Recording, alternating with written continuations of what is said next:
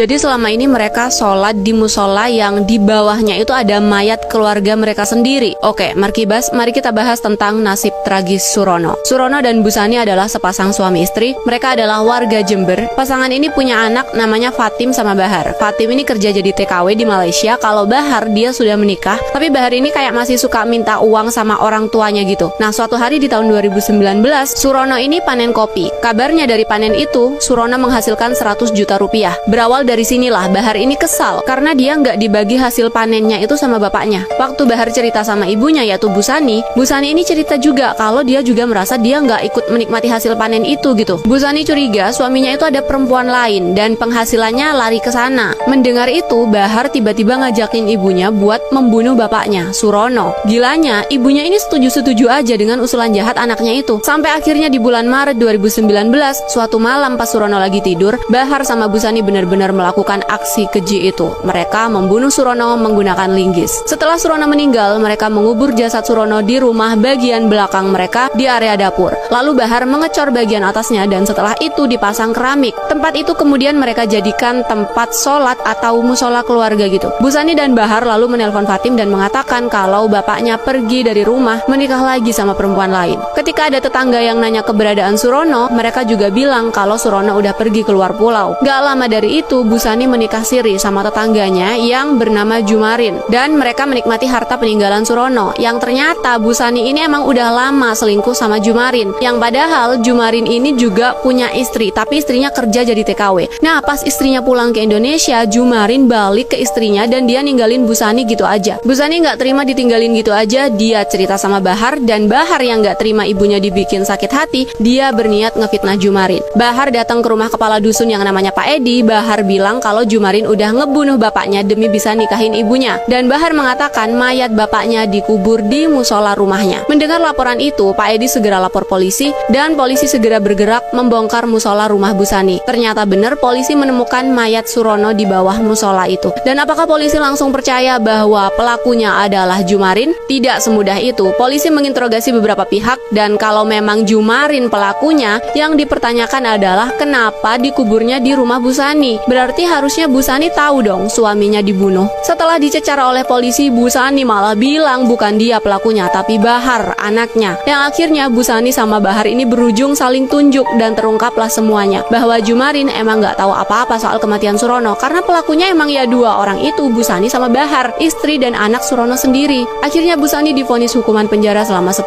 tahun dan Bahar 20 tahun penjara.